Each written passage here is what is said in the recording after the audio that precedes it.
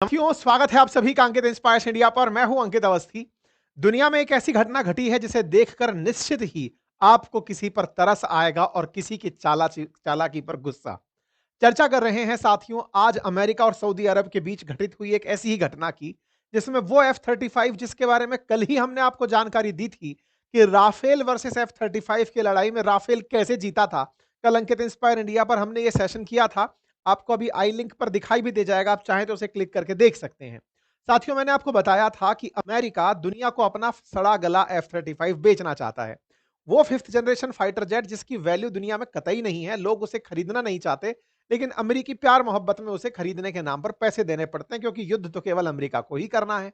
बाकी लोग तो केवल बोझा ढो रहे हैं, और ऐसे ही बोझे को ढोते समय अमेरिका F-35 बेचकर बिलियंस ऑफ डॉलर अपने मित्र राष्ट्रों से कमाता है। आज उसके चंगुल में फंसा है सऊदी अरेबिया। कल मैंने आपको बताया था कि राफेल के नाम को गिराने के लिए एक पूरी कॉन्स्पिरेसी रची गई थी, चाइना के द्वारा, अमेरिका के द्वारा, पाकिस्तान के द्वारा, कि राफेल का नाम दबता रहे ताकि दुनिया में राफेल जैसा फाइटर जेट किसी और देश को ना मिले, ताकि फाइटर जेट की कामयाबी के चलते दुनिया के और देशों को मुसीबतों का सामना करना पड़े। और कुल मिलाकर के बाजार की बात है, चाइना वाले अपना J-35 बेचना चाहते हैं, अमेरिका वाले अपना F-35 बेचना चाहते हैं। सबको बेचना फाइटर जेट है, क्योंकि बिकता बिलियंस ऑफ डॉलर में है मामला जब एक बार में पैकेट पैक होकर जाता है। खैर, आज के सेशन में जिक्र इस बात का है कि व्यापारी ट्रंप ने फिर एक खेला कर दिया, और खेला किया है इस बार सऊदी के क्राउन। सब बोल रहे थे इन्वेस्ट कर ले, लेकिन कौन सा ऐप समझ नहीं। सऊदी के क्राउन प्रिंस के साथ भारत को पहले इन्होंने लपेटने का प्रयास किया था, लेकिन भारत में कहा जाए तो कुछ दिन सही थे हमारे, जो F-35 आकर कई दिनों तक खराब पड़ा रह गया, जिससे भारत के अंदर एक सेंटिमेंट बन गया कि साहब अब ये मत ले लेना, बहुत ही खराब चीज है ये। और F-35 का लगातार इन दिनों जितने भी टचडाउन में गिरकर क्रैश हो जाना है, उड़ते उड़ते पड़ जाना है, उससे हमारे यहाँ तो सेंटिमेंट खराब था। उस हमारे सेंटिमेंट से ही कहीं ना कहीं जेलेंस्की मोटिवेट हुए थे, और फ्रांस के साथ जाकर के, इमानुअल मैक्रोन के साथ मिलकर के राफेल डील कर लिए थे। भाई साहब, उस राफेल डील से तंग आए ट्रंप ने सऊदी अरेबिया को सबसे पहले ही, क्राउन प्रिंस आज पहुंचे और सबसे पहला पैकेट पैक करके F-35 दिया कि ये तो तुम्हें लेना ही होगा। मतलब हद ये थी कि पीछे पड़ गए ट्रंप और इनको F-35 चिपका दिए। हेडलाइन बनता है, US to sell F-35 to Saudi Arabia. मेरे प्यारे साथियों, आपको लग सकता है कि सर आपके लिए ये बातें केवल मजाक के रूप में बताने के लिए होती हैं। नहीं, खेला व्यापार का ही है, और दुनिया में एक देश दूसरे देश से कैसे लूट सकता है उसकी तैयारियों का है। ट्रंप ने सऊदी में खूब पैसा देख लिया कि तेल से खूब पैसा कमाए हैं, युद्ध वुद्ध करते नहीं हैं, अमेरिका के साथ मित्रता निभाते चलते हैं। तो इन्हें कैसे इस तरह से मनाया जाए कि लो भाई फाइटर जेट खरीदो। इसीलिए कतर पर जानबूझकर गोला मरवाया था इजराइल से, ताकि डर जाएं सारे के सारे गल्फ कंट्री कि अमेरिका का सहयोगी रह करके भी कोई मतलब नहीं है। अमेरिका चाहता था कि यह डर लोगों तक व्याप्त हो। सऊदी जैसे देश जिनकी किसी से कोई राइवलरी नहीं है, जिन्हें कोई युद्ध लड़ना नहीं है, ईरान से कुछ मामला बचा नहीं है, ईरान लगभग बर्बाद हो गया है, उसे भी इन्होंने F-35 बेच दिए। दुनिया के सबसे उन्नत समझे जाने वाले फाइटर जेट, और तो और वो फाइटर जेट जो इजराइल को दिए हुए हैं अमेरिका ने, वो फाइटर जेट इसने सऊदी को बेच दिया। हेडलाइन बनती है कि साहब F-35 हमने बेच दिया है।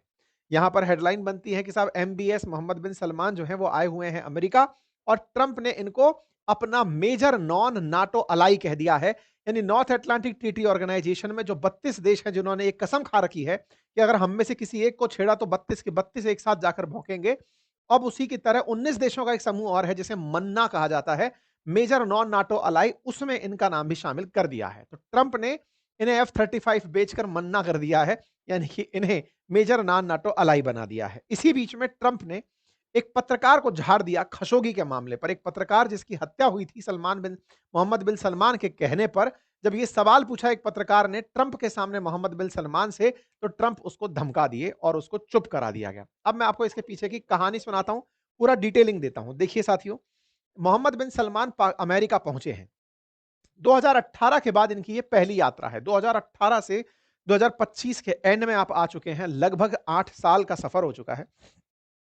18, 19, 20, 21, 22, 23, 24, 25, 8वें साल में आप हैं। मतलब करंटली 7 साल तो बीच में निकल गए। ट्रंप के शासन में आए थे पिछली बार, उसके बाद बाइडेन का शासनकाल आ गया, और फिर अब ट्रंप का 1 साल खत्म होने को आ गया, तब जाकर सलमान यहां पहुंचे हैं। ऐसा क्या हुआ था? पहले क्यों नहीं जा रहे थे? सलमान नाराज थे क्या? बिल्कुल, कहानी क्या है वो समझिए। असल में 2 अक्टूबर 2018 को इनका एक पत्रकार था अमेरिका का, जिसका नाम जमाल खशोगी था।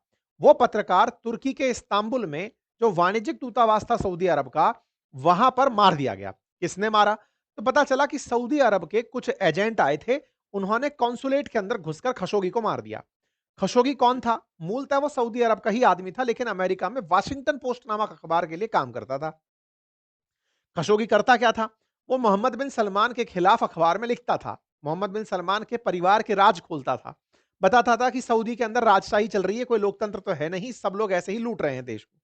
इस बात से चिढ़े हुए मोहम्मद बिन सलमान ने जैसे ही शादी के काम के लिए खशोगी आए थे इस्तांबुल, इनके कॉन्सुलेट में उन्हें मरवा दिया। जब मरवाया, उसके बाद से लेकर अब ये 8 साल बाद अमेरिका पहुंचे हैं। इस बीच में बहुत ड्रामे हुए।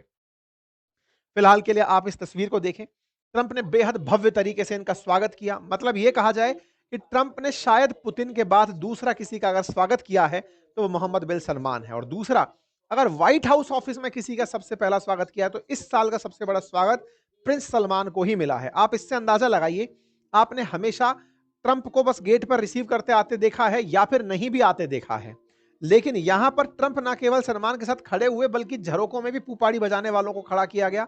वो बजा रहे थे, गजा रहे थे। और इस बीच में ऊपर से F-35 उड़ाया गया। F-35 को बिल्कुल इस तरह से सम्मान में ऊपर से निकाला गया। आप यहां पर तस्वीरों में देख सकते हैं, ये F-35 उड़ते हुए निकले और बिन सलमान को इतनी इज्जत नवाजी गई। ये सारी ताकत आफ्टर ऑल पैसे की है मेरे प्यारे दोस्तों। यहां पर ये जो F-35 जिसके सलमान में उड़ रहे हैं, उनका नाम मोहम्मद बिन सलमान है। ये इस बार बाजार के अंदर माल खरीदने उतरे हैं, इसलिए तो रेड कारपेट पर इनका इंतजार हो रहा है। ट्रंप इन्हें रिसीव करने खुद पहुंचे हैं और इन्हें रिसीव करते समय इनके सामने इस प्रकार से F-35 को उड़ाया गया है कि यही है जो आपको पैकेट में पैक करके हम देने वाले हैं। सलमान गदगदा गए और भाई साहब $1 ट्रिलियन का मामला सेट कर दिए कि सर $1 ट्रिलियन अमेरिका में निवेश करने हम आ रहे हैं। तभी तो हमने कहा था कि ट्रंप ने इनको ठग लिया है। कुल मिलाकर सलमान को इस बात की कि तुम्हें 2018 से अमेरिका टीज कर रहा है। अभी अमेरिका टीज करने की कहानी क्या है, थोड़ा सा वो जान लीजिए। इसके बारे में हमने हालांकि आगे भी कवर किया है चीजों को, लेकिन फिलहाल ही बता देते हैं। देखिए क्या था ना, जब ट्रंप को यह पता चला था, आगे मैं बताऊंगा, कि सलमान ने ही मरवाया है, तब से इनके साथ में मांडोली की जा रही थी कि देख लो भाई, तुम्हारे साथ में बहुत सारी दिक्कतें मैं खड़ी कर सकता हूं, तुम्हें दिक्कतें रोकने के नाम पर पैसा देना होगा। ये करप्ट करने का काम जो किया ट्रंप ने, यानी बिकने का जो काम किया, आज उसी का नतीजा है कि इन्होंने इतना भव्य स्वागत यहां पर किया। कुल मिलाकर के मोहम्मद बिन सलमान ने ट्रंप से अपना स्वागत पैसे के दम पर करवाया है। ये जो तस्वीरें आप देख रहे हैं इन लोगों के बैठे हुए की, उन तस्वीरों की भी व्याख्या अब आप समझ सकते हैं। ये वो सीन था जिस समय ट्रंप के सामने एक एबीसी न्यूज की पत्रकार थी जिसके द्वारा सवाल पूछा गया। सवाल सिंपल था, पत्रकार का नाम मैरी ब्रूस था। मैरी ब्रूस ने सवाल सिंपल किया कि सर एक बात बताइए कि आपके काल में जमाल खशोगी मारा गया था, जमाल खशोगी जिसके लिए अभी भी प्रोटेस्ट होते हैं। ट्रंप बैठे थे सऊदी बिन सलमान के साथ में, प्रिंस सलमान के साथ में। सामने खड़े पत्रकारों में से महिला पत्रकार जो एबीसी न्यूज की थी, उन्होंने सवाल पूछ लिया कि सर अमेरिका की ही रिपोर्ट में पता चला था कि वाशिंगटन पोस्ट के पत्रकार खशोगी को मोहम्मद बिन सलमान ने ही मारा था या उसके इशारों पर मरवाया गया था। दूसरा, आपका परिवार सऊदी अरब में व्यापार करता है, क्या आपको नहीं लगता कि अमेरिका की खुफिया एजेंसी खुद कह रही हैं कि यह सब काम मोहम्मद बिन सलमान का किया हुआ था और आपका परिवार उनके साथ व्यापार कर रहा है और आप इन्हें अब बिठाए बैठे हैं? इस पर ये चिढ़ गए। बोले पूछा तुम कहां से हो? तो उसने कहा साहब मैं तो उससे हूं, एबीसी न्यूज से हूं। बोले वो फर्जी खबर देता है। मतलब इन्होंने मुंह पर ही पत्रकारों को धमका दिया। इन मैडम को जो कि पूछ रही हैं सवाल, इनसे कह दिया कि वो तो फर्जी खबर देता है, तुम्हारा अखबार फर्जी है। एबीसी न्यूज को फर्जी खबर करार देकर के इन्होंने निकाल दिया। लेकिन अब आपको इस मामले की तह तक तो जाना पड़ेगा, क्योंकि जिस सवाल पर ट्रंप भड़के थे वो हकीकत थी। जमाल खशोगी की पत्नी अभी भी यही डिमांड करती हैं कि अमेरिका कभी तो अपनों के लिए बात करेगा। वाशिंगटन पोस्ट में लिखने वाले, खबर लिखने वाले जमाल खशोगी की मौत पर अमेरिका कुछ तो बोलेगा। अब थोड़ा खशोगी की कहानी आ ही गई है तो थोड़ा सा और ब्रीफ में समझ लेते हैं। ये है जमाल खशोगी। मूलतः रहने वाले सऊदी अरब के ही थे, लेकिन अमेरिकी नागरिक बन गए थे। अमेरिका में रहते थे और अमेरिका में वाशिंगटन पोस्ट के लिए लिखा करते थे। वाशिंगटन पोस्ट के लिए लिखा करते थे, लेकिन इन्हें अपनी शादी के सिलसिले में जाना हुआ था वाणिज्यिक दूतावास में, तुर्की के अंदर इस्तांबुल में इनकी शादी होनी थी इन मैडम के साथ में। और ये इस्तांबुल में जो सऊदी का कॉन्सुलेट है, हर देश का कॉन्सुलेट होता है दूसरे देश के साथ में, वाणिज्य की दूतावास होता है जहां पर उन्हें व्यापार करना होता है। हर देश का होता है, कंपलसरी नहीं है, लेकिन जिन्हें व्यापार रखने होते हैं, जैसे भारत के अंदर अमेरिका का वाणिज्यिक दूतावास भी है, भारत का अमेरिका में वाणिज्यिक दूतावास भी है। मतलब ये एम्बेसी के अलावा कुछ और ऑफिसेज होते हैं जहां पर व्यापार संबंधी भी बातें की जा सकती हैं। यहाँ पर खशोगी एक ऐसे ही इस्तांबुल के अंदर वाणिज्यिक दूतावास में घुसते हुए दिखाई देते हैं जो सऊदी अरब का बना हुआ है। ये घुसते दिखाई तो देते हैं लेकिन कभी वापस आते हुए दिखाई नहीं देते। एक वीडियो वायरल होता है जिसमें ये जाते हैं और इनके पीछे से कुछ और लोग एंट्री करते हैं। बस ये आखिरी वीडियो उनका रिकॉर्ड होता है 2 अक्टूबर 2018 को। जानकारी मिलती है कि ये कहानी यहीं पर समाप्त हो गई थी। सलमान ने आदेश दिया था कि इन्हें वहीं मार दो। मोहम्मद बिन सलमान के ऊपर लगा आरोप, देखिए जो कॉन्सुलेट होता है ना, वो उस देश की विरासत मतलब प्रॉपर्टी होती है। जैसे अमेरिका का कॉन्सुलेट अगर भारत में है, तो वो अमेरिका की ही प्रॉपर्टी है, मतलब अमेरिकी ही कानून उसमें लागू होते हैं, भारत के कानून उसमें लागू नहीं होते। लेकिन तुर्की ने बकायदा बार-बार वो वीडियो जारी करके बताया कि देखो खशोगी अंदर गया था, बाहर नहीं आया, ये सऊदी के अंदर ही मारा गया, यानी सऊदी ने ही मरवाया है। तो ये जानकारी बाहर निकल कर आने लगी। जब बाहर जानकारी निकल कर आई तो ट्रंप उस समय राष्ट्रपति हुआ करते थे अमेरिका के। ट्रंप ने कहा अगर खशोगी को सऊदी ने मरवाया है तो मैं उनके ऊपर प्रतिबंध लगाऊंगा। ट्रंप ने कहा कि मैं सीवियर पनिशमेंट दूंगा अगर खशोगी की हत्या के पीछे सऊदी का हाथ हुआ। यह अक्टूबर 2018 की खबर है जब ट्रंप धमका रहे थे सऊदी को। लेकिन सऊदी जानता था कि ट्रंप बिकाऊ हैं, ट्रंप एक व्यापारी हैं जिन्हें खरीदा जा सकता है। ऐसे में सलमान ने प्रिंस सलमान ने ट्रंप के साथ डीलिंग करना शुरू किया। ट्रंप अपने पूरे कार्यकाल में फाइल दबाकर बैठ गए। कहा कि मैं इस बारे में कुछ नहीं कहूंगा। ऐसे में ट्रंप के प्रशासन के द्वारा सऊदी के कई ऑफिशियल्स पर तो पाबंदी लगाई गई, लेकिन सलमान के ऊपर कोई पाबंदी नहीं लगी। इलेक्शन जब आए 2020 में, तो बाइडेन खड़े हुए और उन्होंने कहा कि मैं खशोगी की हत्या के जुल्म में मोहम्मद बिन सलमान पर पनिशमेंट लगाऊंगा, उनके ऊपर प्रतिबंध लगाऊंगा अगर मैं जीत कर आता हूं। अमेरिकी जनता ने बाइडेन को चुनाव जिता दिया। बाइडेन चुनाव जीतकर आते हैं, सोचते हैं कि अब वो सलमान पर कोई कार्रवाई करेंगे, लेकिन समय बीतता जाता है। बाइडेन पूरे 4 साल कंप्लीट कर जाते हैं, लेकिन प्रिंस सलमान का बाल भी नहीं बिगाड़ पाते हैं। कारण क्या था? 2022 में ट्रंप ने पुतिन ने यूक्रेन को कूटना पीटना शुरू कर दिया था। ऐसे में दुनिया में तेल के भाव बढ़ने लगे। अमेरिका को मजबूरन सऊदी के साथ समझौता करना पड़ा कि तुम तेल का उत्पादन बढ़ाओ ताकि दुनिया में तेल की कीमतें घटी रहें, ताकि लोग अमेरिका को क्रिटिसाइज ना करें। यूएस की इसी बीच में इंटेलिजेंस रिपोर्ट आ जाती है कि मोहम्मद बिन सलमान ने ही खशोगी मरवाया था, लेकिन उस पर कुछ नहीं होता। हर तरह की खबरें थी, सब फाइलें दबा दी गई। सारी न्यूज़, सारी मीडिया ब्रीफिंग्स, यूएस ने सब कुछ किया, लेकिन सलमान का कुछ नहीं बिगाड़ पाए। ऐसे में बाइडेन को मजबूरन में सऊदी अरब आना पड़ा। जो बाइडेन चुनाव में ये कहकर उतरे थे कि मैं जीत गया, तो मैं इनके ऊपर प्रतिबंध लगाऊँगा, वो मजबूरन इनसे मिलने आए, लेकिन मिलते समय इन्होंने इस तरह से मुट्ठी मिला कर के हाथ मिलाया, हैंडशेक नहीं किया।